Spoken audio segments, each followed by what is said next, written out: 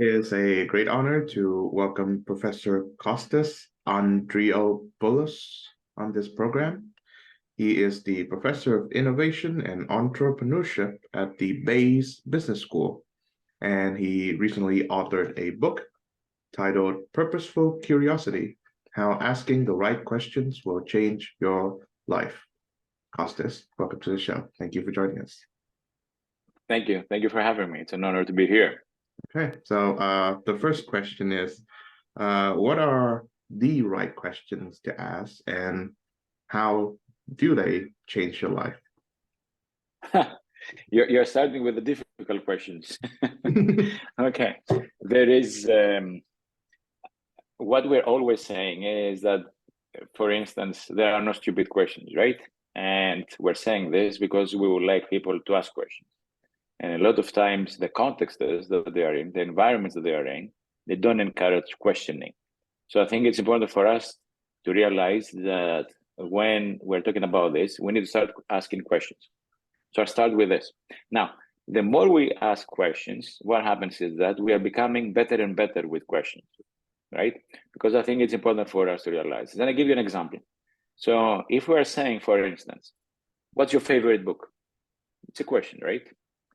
This may take a long period of time for somebody to respond to, because in their lives, most probably, they have read loads of books. The same applies for movies. What's your favorite movie, right? And then I love movies. So if somebody was saying, what's your favorite movie? And they put me on the spot, I would say, okay, can you give me 5-10 minutes to respond to that? Because I have to think about it, right? So that's a good question, but it's not a great question because it requires a lot of thinking and it requires a lot of time.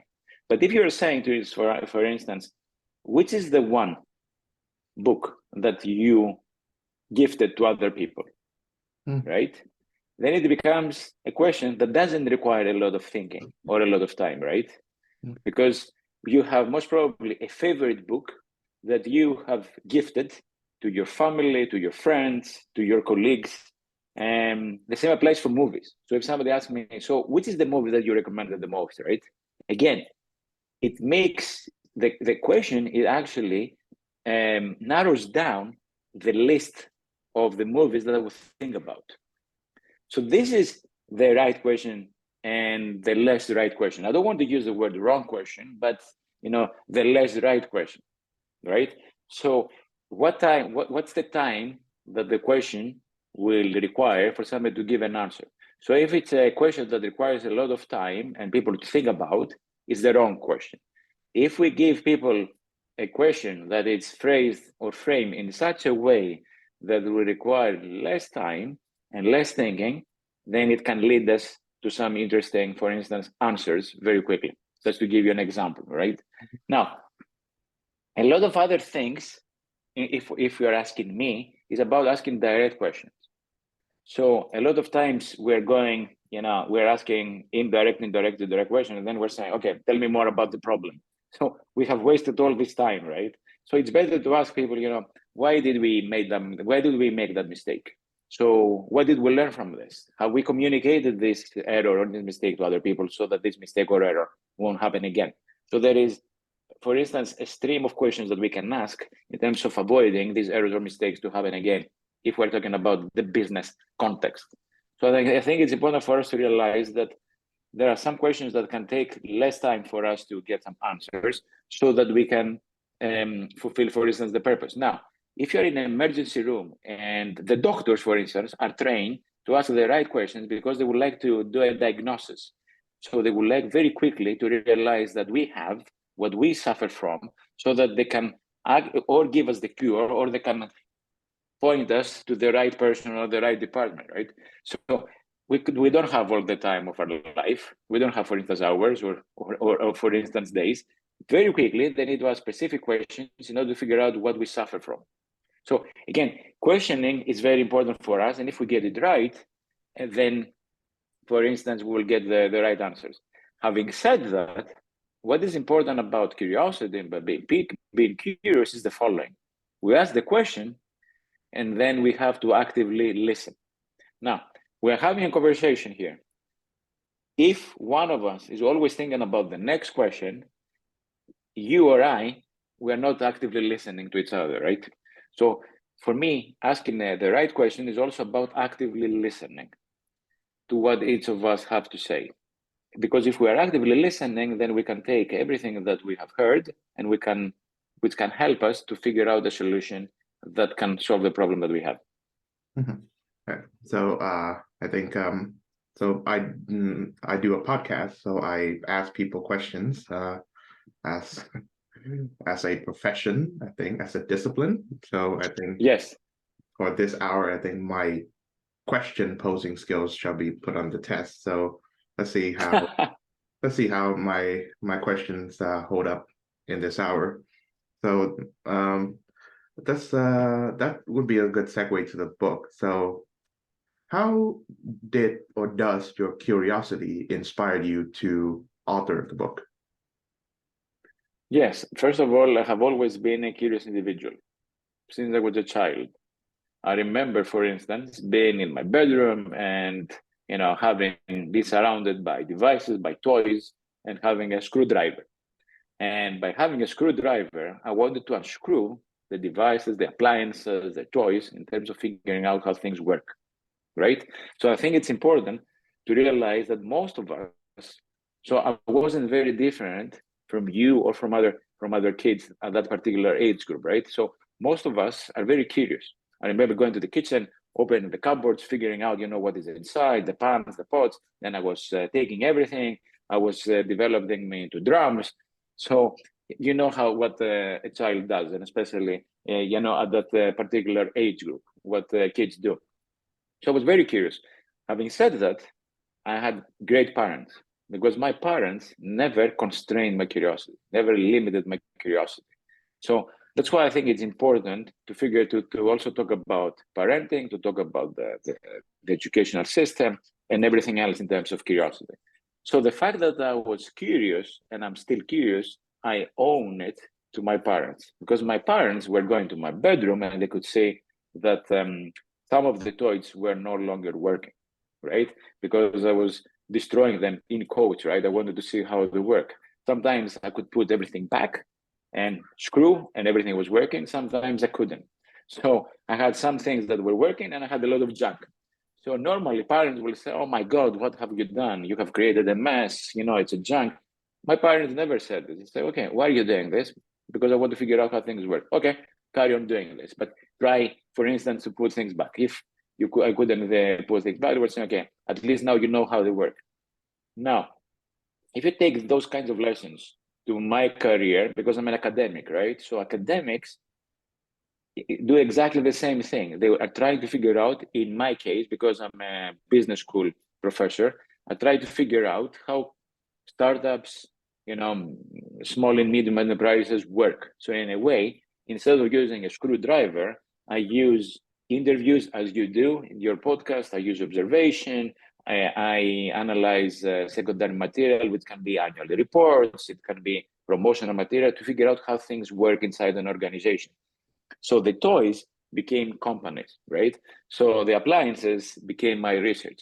So I think it's important to realize that I was always curious. At one point, 7 or 8 years ago, I became very curious about curiosity. So until that time, I was very curious about creativity and innovation. And as I was saying, the context was startups and small and medium enterprises.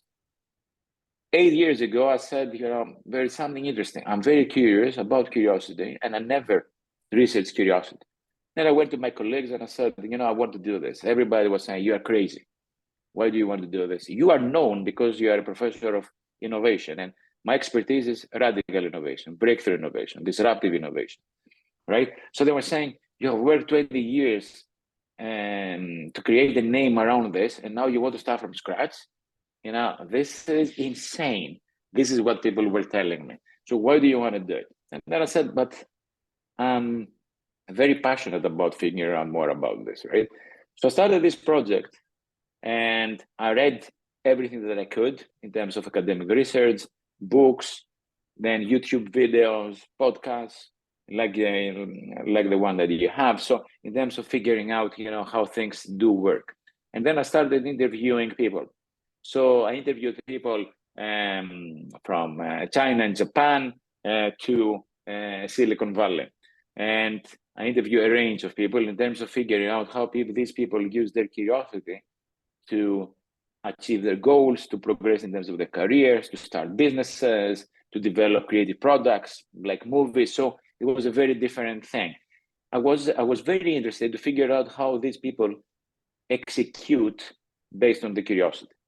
Because curiosity is a very interesting thing. I can be curious about something, learn it, so I can have it itch, as I have it here, scratch it, and then move to another itch, scratch it again. So these people stay with their itch for a longer period of time, and their itch becomes something. It can be a product, it can be a service, or it can be, for instance, as I was saying earlier, changing their careers. So I was very interested about curiosity because I was curious since I was a child. Right. So my impression upon reading parts of your book is that you write in a very easy to understand language, so to speak, the language that the general reading public can read and can grasp and can understand. So according to the title of my podcast, I do philosophy for this program. And one thing that is deficient in most philosophical writings is that it can get very abstract and very theoretical and thus very esoteric. So it's almost like people who write in philosophy journals or books are written for other philosophers to understand. So, and I suppose in the business world is different. So, how would you attribute the importance of writing in a language that people can understand, easy to understand language? Yeah, that's a great question. That's a great question because when I started, I have written a textbook, which is about creativity, innovation, and change. And this is something, it's a book that sells well globally, but it's used at universities in particular courses, right? Writing a book for a popular book, when I'm saying popular, I mean for the masses, it's more difficult to write because of what you just said, because it has to be understood.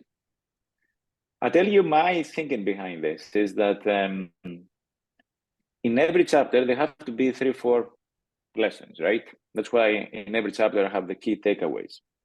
So the interesting thing is that if these messages are clear, they will be understood. If they are understood, they will be remembered. If they are remembered, people are going to enact. And that was the vision of this book, that people will pick up the book, read it, and then they will start their own curiosity project, right? So to make something easy to understand is not easy, as you said.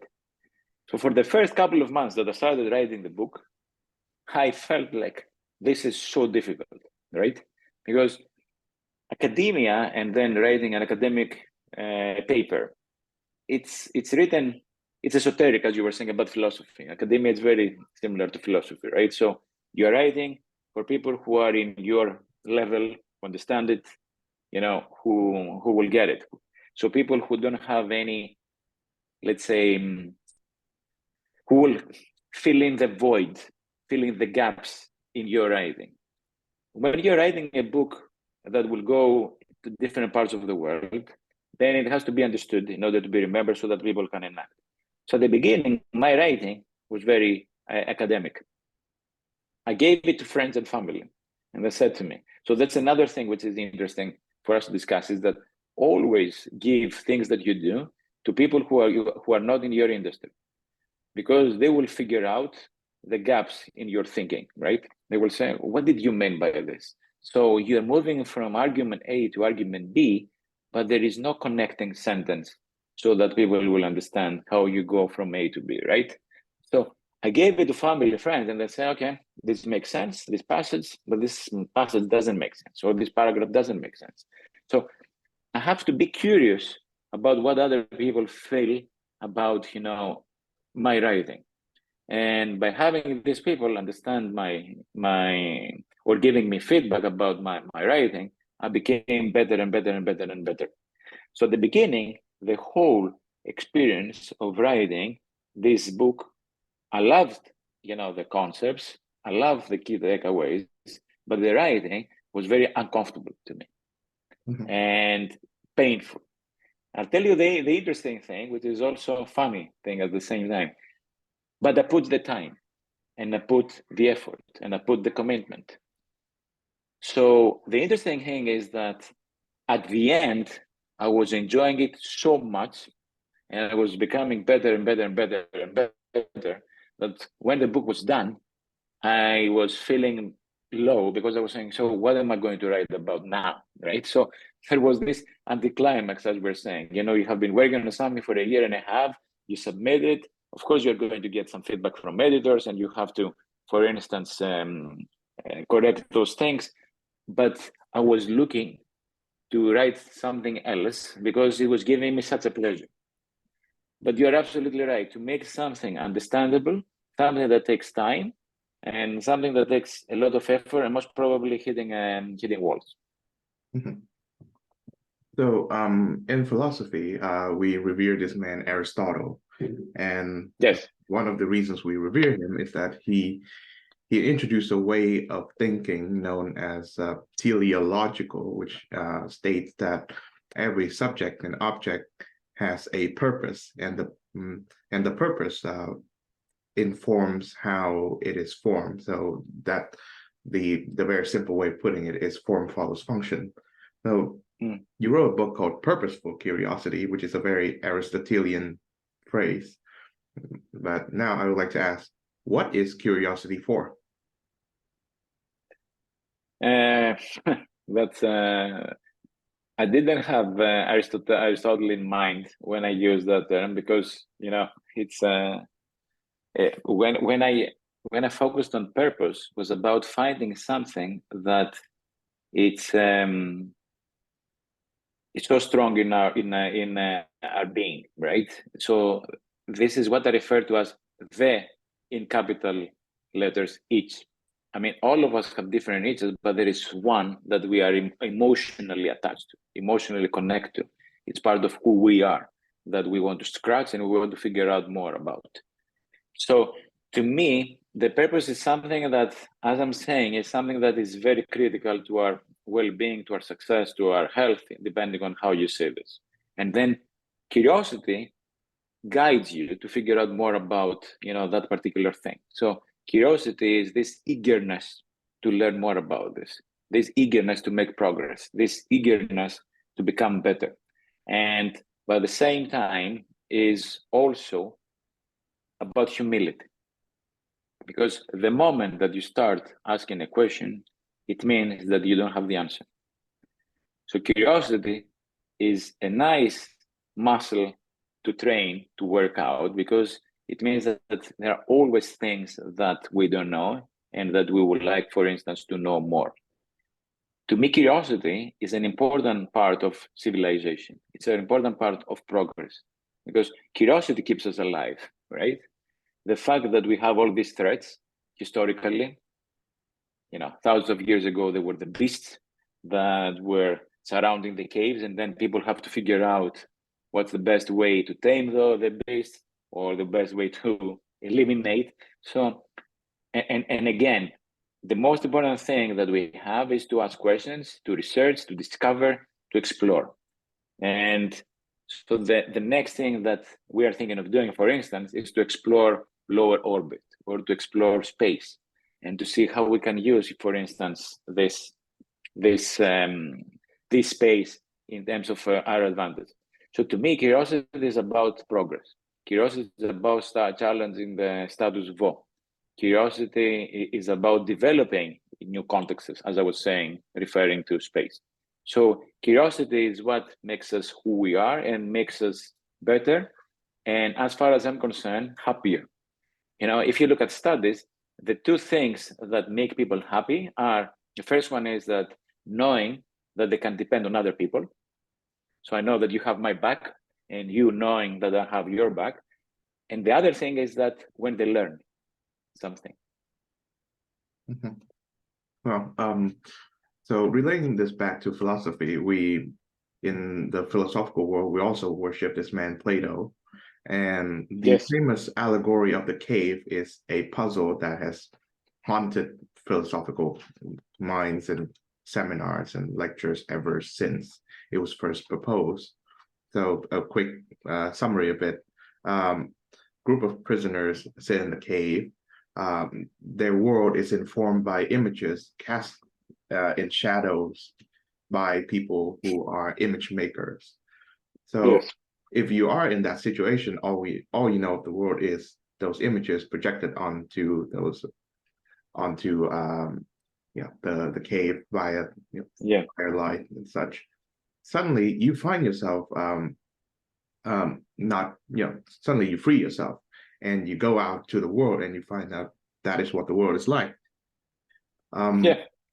So, and then what happens when you go back to the cave and you inform your peers that this is not just everything that it is? Well, Plato proposes that, that means that your peer will be very shocked, very overwhelmed, and in most cases, they would hold on to what their previous knowledge of the world is, and they will probably try to kill you. I guess what I draw from it, and what I think what other thinkers before me may have drawn from it too, is that instead of telling people the answers right away, you encourage them to ask questions about the world that they currently live in, and so they can free themselves from the shackles rather than you free them in the shackle and then start a revolution. So there's going back to the business realm, I find that some of the most well-known and successful businessmen and women are curious people, and also they inspire curiosity in other people the same way as the man going back from the world to the cave should do. So for you, what are some of the best ways that you can inspire curiosity, well, first in your students and to everyone you meet, including myself, maybe? That's another great question. There are loads of great questions today. I love it. So the first thing is give people a puzzle, a mystery. People love mysteries. People love puzzles. So for instance, I have an iPhone here with me, right? And because I'm a professor of innovation, a lot of times what we do in terms of the class, I bring them devices. Most of the times these are tech devices. And I ask them stuff about this. So I ask my students to ask questions about these devices, right? They can stay with these devices for, let's say on average, 15, 20 minutes, right? But sometimes I perform magic in the class. I'm not a magician, right? And I don't have the sixth sense. I know that your listeners or your viewers are disappointed, but this is the reality. So you cannot imagine what happens when I perform magic and then I ask them to figure out how I performed that particular trick, right? I had teams this year and the past years who didn't have a break. They wanted to figure out how I did it. So they take the objects that I'm using, they look at them, they tear them apart, as I was saying, in terms of figuring out. We love puzzles. We love mysteries, right? So giving somebody a puzzle or a mystery is something that people will love. That's the first thing to say. Before, in the previous business school that I was, before Bayes Business School, which is formerly known as Cass Business School, City University, I used to work at Cardiff University. And I used to be the chair of department, or the head of department. I used to have around 27 people. And I used to have meetings once in a while, every quarter or every 2 months, to figure out how we do as a department, right? So the agenda that I was sending was in statements, sentences. One time, I experimented with something. Instead of having an agenda with statements, I actually turned those statements into questions. So how did our students feel about doing this? How much did we spend on this and that? Instead of saying budget, I said, how much did we spend on coffee? How much did we spend on this? It was more than questions. First of all, everybody showed up.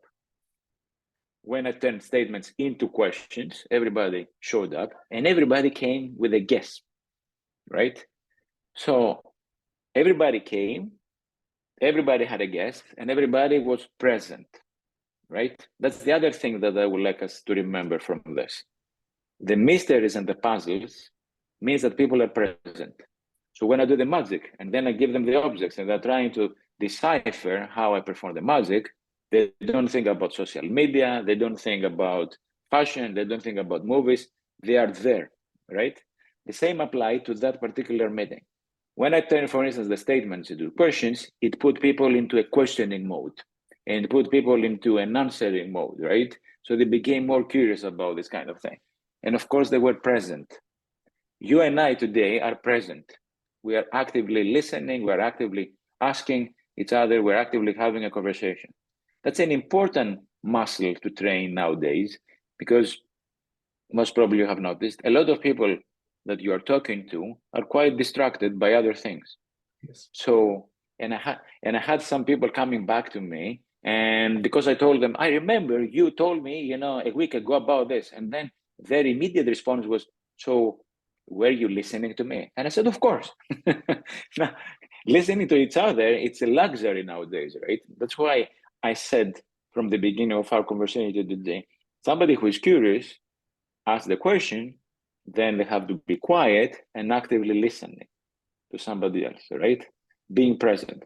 I think the strategies that I'm referring, the mechanism that I'm referring, which means give them a puzzle or a mystery, or turn an agenda or statements in the agenda to questions, make people more curious, while at the same time, while at the same time, what you want to do is you want to make people present in that conversation. So I think this is the important thing for us to get out of. Mm-hmm. So before asking the next question, I'd like to say my greetings to the person who just walked in. Hello. Yes, the person cannot hear you because I'm on the earphone. Oh, okay. But yes, I will say. Okay. Well, send Later, my regards nonetheless. So, let me move. Okay. So yes. When I was listening to your answer and also the question, contemplating the question that I just posed, I think about this one very small indie movie that was released 10 or so years ago.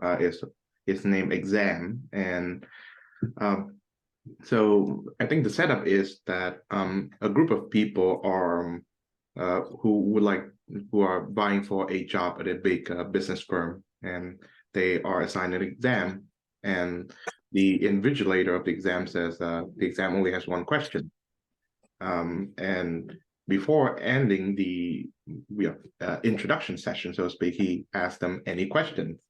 Everyone fell silent, and so when is the prompt to turn over their exam paper, the paper is blank. And there's a lot of figuring out what is actually written. Like there's theorizing that it may be written in invisible ink or whatnot.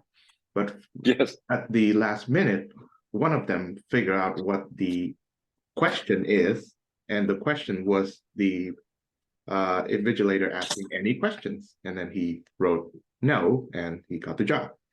But yes, what I thought about that movie is that the question, any questions, is one that I hear very frequently in say a lecture or a public presentation, and is such an invisible question, so to speak, that almost every time I hear that question being asked, nobody raised their hand to prompt a question. So I suppose the thesis of your book is that there are questions that invoke curiosity in people, and there are those that are not. So we've already discussed this in the first portion of this conversation. So how there is. Yeah. So how can you be sure? How do you pose a question that to invoke curiosity in people? Yes, you're absolutely right, and I love this. However, it's we have to ask it in a different manner. So, for instance, you go to a hotel, right? And you check out, which means that you have been in that particular hotel, in that room for a couple of days, maybe a week. And the question that they ask you was everything okay? And normally people are saying, yeah, everything was okay, right? It's like you're saying any other question. Yeah, it's a very stereotypical question that most of the people who are working in terms of the reception, they have to ask. But honestly, they're not looking for an answer. It's more like it's mandated by the management for them to ask that question. Now, if you're saying, what can we improve in terms, or what could you have done to improve your stay? Then the question is charged emotionally with something, which means that there are always things that we can do better, right? So, and by saying this, then people start becoming a little bit more creative, or they think about it, or say, yeah, maybe the breakfast was not this, or maybe, you know, the swimming pool was cold, or maybe the room was cold, or the people start thinking about this. So when you're saying, was your stay okay, then people will give you a very generic, canned answer, as I'm saying. But when they tell you, for instance, what can we have done for you to have a better experience or to improve this thing, then people, first of all, as a customer, then I say, okay, these people are interested in my view, right? So they are not asking another for the 1,000th time a very stereotypical question. So they have put some effort. Then because I think about this, then I give them a better answer, right? So instead of saying, you know, any other questions, you can ask it different. You can say, everything that we discussed, was it understood? Do you have any questions for X, Y, and Z that we discussed today? Instead of saying any other question, or do you have anything else to ask? Because these are not charged emotionally. These don't provoke somebody to think about. But if you're saying, was everything understood? Yeah. But if you're saying, we discussed today Plato, Aristotle, and especially those kind of things. You know, what do you think? Can we recap? Do you have any questions about what he said or she said? Then immediately there is a context around this. Immediately this is charged, right? Or everything that we discussed today. Could we have done it in another way?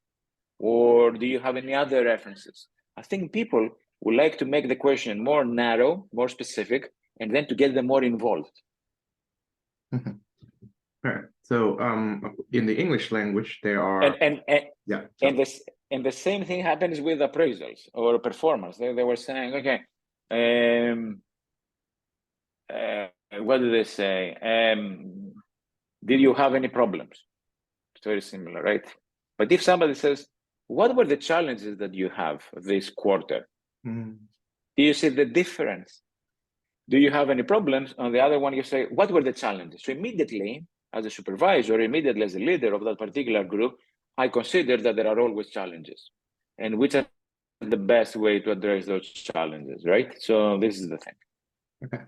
Sorry for interrupting you. No, it's okay. So my next question is, so in the English language, there are two verbs that are associated with question asking. One is to ask, means you don't know something and you want to know it.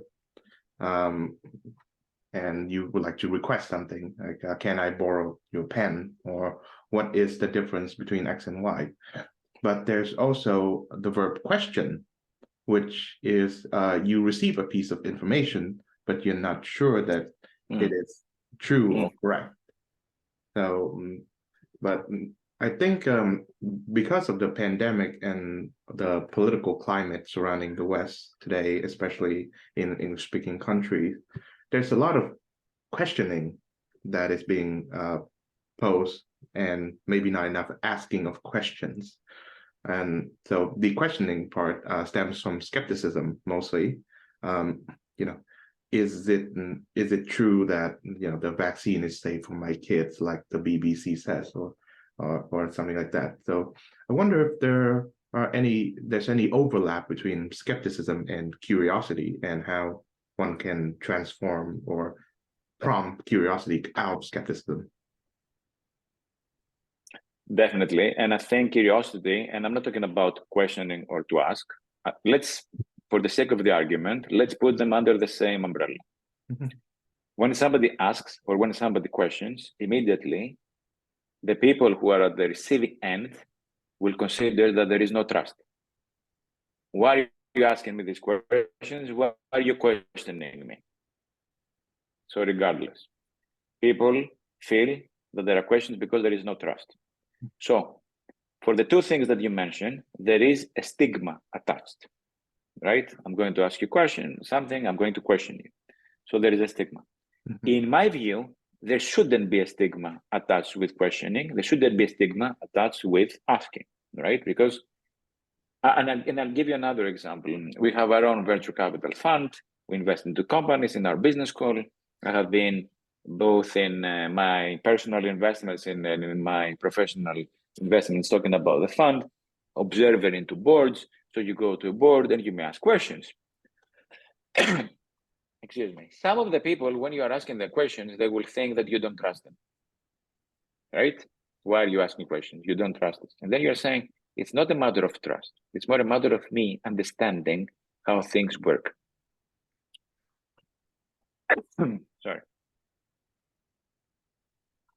So I think it's important for us to realize that when somebody asks questions, when somebody questions something, is that it's to improve things. It's to make things better. It's to understand, and it's not always to challenge, right? Mm-hmm. There may be people who will challenge you. But even people who will challenge you may challenge you because most of the time they don't understand something and they feel threatened, because that's the important thing. When somebody doesn't understand something, they feel threatened. So to me, questioning can help us to alleviate the threat. Mm-hmm. So if somebody is asking a question in an assertive manner, most probably there is either insecurity or there is a lack of understanding. Either case, we have to give them the forum, we have to give them the space to ask questions. Mm-hmm. I think a lot of times we don't give them the space, we don't create the forum for them to ask questions. Okay. So the Viennese British philosopher Karl Popper is one of the great thinkers of the 20th century, and two of his ideas make his way into the realm of science and politics, respectively. In the science, he has this idea of falsification, which states that any scientific hypothesis worth its salt has to be falsifiable, as it has to be proven wrong by a different theory or hypothesis. Otherwise, it's not scientific. So in that regard, certain religious claims are not falsifiable, therefore not scientific. The idea that made its way to politics is what he calls the open society, where because there are so many of these falsifiable claims, and we should humble ourselves in knowing that we may not be right all the time, and that other people may know better, and almost all of our claims could be falsifiable. So I think this would be a follow-up to the previous question that I asked you. So having Popper in mind, how does the value of curiosity play into having open debate, political or otherwise? I believe that some societies encourage that and some societies discourage that. So there are some societies which encourage, for instance, or some companies which encourage the free flow of questioning. There are some societies or companies that discourage that because they prefer for people to have their heads down, to follow the rules and carry on with their lives. But as you were saying earlier, a lot of the things that we are saying may not be true, and they require more digging, they require more research, they require more discovery. So I think that the societies that have a future are the societies that encourage people to question or ask questions or to challenge conventional wisdom. So I'm sure that you know curiosity killed the cat, right? Mm-hmm. The expression, right? But then if you continue, they're saying, but satisfaction brought it back, right? Mm-hmm. So there is always something that you learn. And sometimes what you're learning may be the opposite of what you believed, right? So I think it's important for us to consider that the views that we have a time dimension. So for instance, we're saying that this is what it used to be for today. But if we dig deeper, we may actually change what we will figure out or what we will know in terms of our beliefs now and what we used to believe, right? We used to believe that the world is flat, then they say that the world is not flat. So there are a lot of things that curiosity takes us further. So for me, it's not about, and let me give you another example, because I'm working with a lot of entrepreneurs. Entrepreneurs get seduced and obsessed with their solutions. Is what you were saying earlier in terms of politics, the ideas, right? But not with the questions or the problems that they want to figure out. So what I'm always saying is don't get seduced or obsessed with your, do you want to take something from here? Give us a minute. Thanks. Right. So you're saying? I was saying that a lot of people get seduced by their own values, their own views, rather than with questions, with problems, with challenges, right? So what I'm always saying to entrepreneurs, for instance, and I think this applies to the conversation that we are having in terms of politics, is don't get seduced, don't get obsessed, don't get narrow-minded with your product. Focus on what your customers will be needing in the future. So, and again, focus on the new questions that you have, focus on the new problems. I think a lot of politicians feel constrained with the views that they have most probably expressed in the past. And instead of revising them, instead of being more curious about, because in a way, society moves, right? You know, there is a dynamic. They are stuck to the past rather than thinking about what the new problems will be and adjust to the future. So I think it's important not to get so, for instance, obsessed with our views or where we're standing, but to figure out where the world is moving and how we can help the communities, we can help the societies move forward with those changes. I think politicians get so much, for instance, constrained by what they said, rather than thinking about where the world is moving and what are the new questions that they need to ask themselves in terms of helping this, you know, the society that I was saying, the communities move towards that world. I think another problem with politics, particularly partisan politics, it may be worse in the US than in the United Kingdom, but I'm sure there are problems of a similar kind in the UK, is that politicians promise answers. And much of the time, the answers can be incorrect or very simplistic, but it appeals to certain extra rational part of the voter. Therefore, it attracts the voting public. This is one of the reasons why both Plato and Aristotle looked down on democracy, because it encouraged these passions rather than getting people to answer, to ask like the questions, the things that matter. So I think that brings us to your distinction between idle and productive curiosity, right? Reminds me of that scene in The Hitchhiker's Guide to the Galaxy by Douglas Adams, where the protagonist, I can remember his name, he asked the supercomputer what is the meaning of life, the universe, and everything, and then the computer returned the answer as 42, which does not correlate, but the entirety of the book's quest is to find the right question so that the computer can fetch back the right answer. And I think the distinction between idle and productive curiosity may play into that too. So tell us about that distinction. For instance, to me, idle curiosity goes back to the aimlessly scrolling social media, for instance. Okay, so you are curious about particular celebrities, particular politicians, you know, their views, how they spend their time on holidays, especially during the summer, as we are at the moment. And then what happens to that? Nothing. So in a way, you're satisfying your itch, you're satisfying your curiosity, but nothing meaningful comes out of it. What I'm saying with the book and with my thesis is the following, is that it will be better if we can channel our curiosity to something which is more meaningful to us, to our teams, to our organizations, or to our communities, our society. So there are loads of problems, loads of challenges, loads of things that require our attention.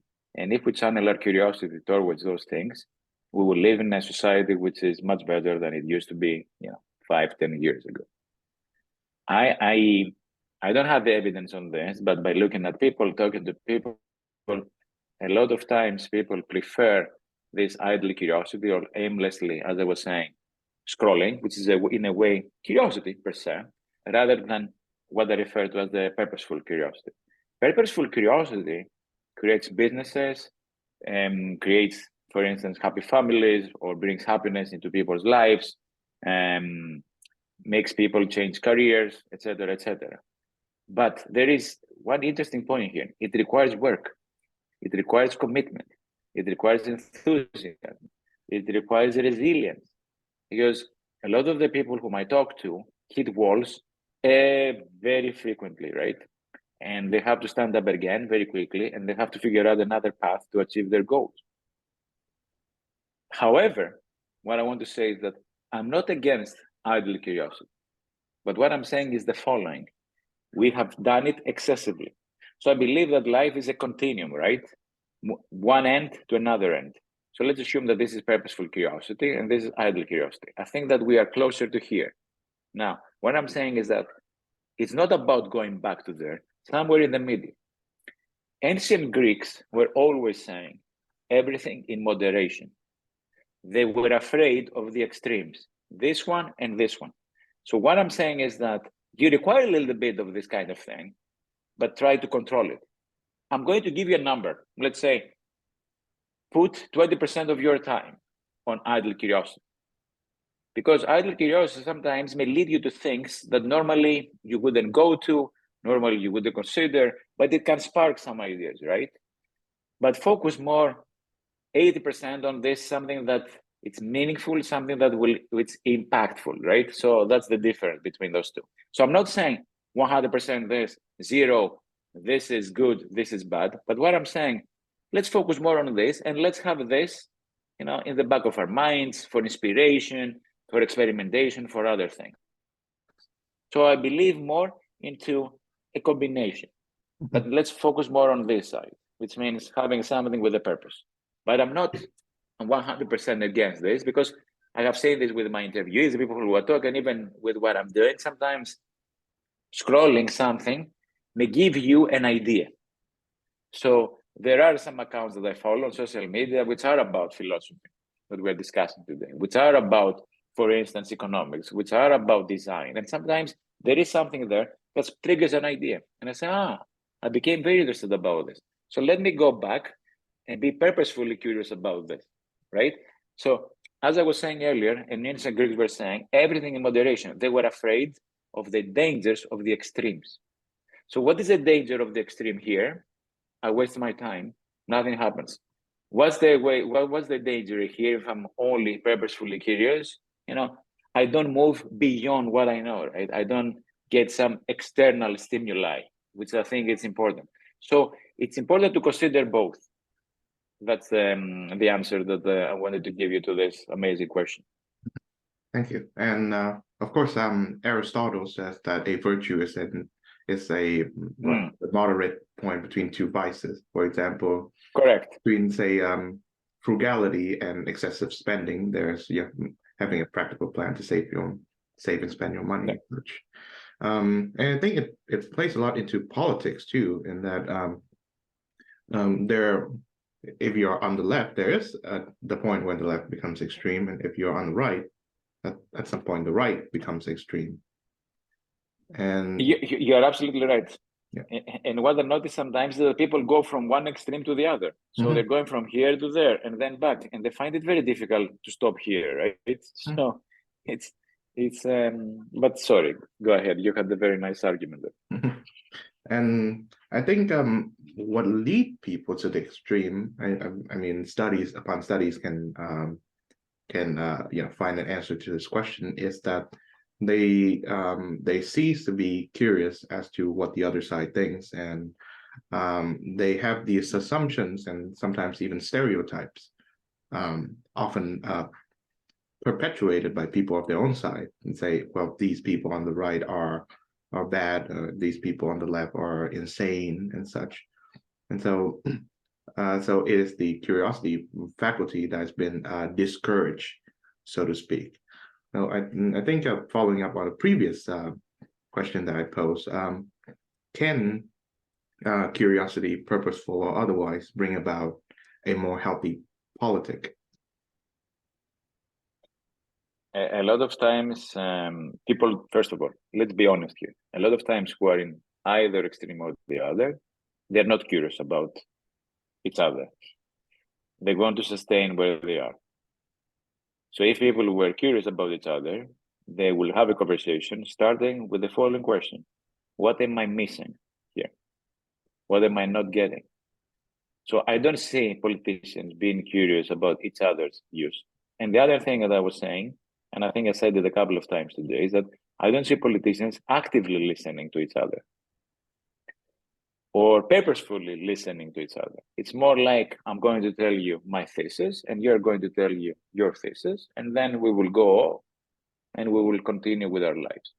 So I don't see this as a dialogue. I see this as two parallel monologues, right? Curious people never have these parallel monologues. They have like a dialogue. That's the difference. I think we're living, and I don't want to generalize. I'm sure that there are politicians in different parts of the world who are curious, who want to discover, what are the points that they're missing, who want to discover, for instance, other people's views. But from my experience, I don't see politicians being interested in how communities live, in how they can support them, and in each other's views. And I see that they're more interested in pushing their ideas, like salespeople, rather than be open-minded and listening and adjusting, as we have been discussing today. Right. To be a politician who is curious, and a politician who is curious, and a politician who asks, actively listens, and adjusts his or her views, it's a very interesting politician to follow, right?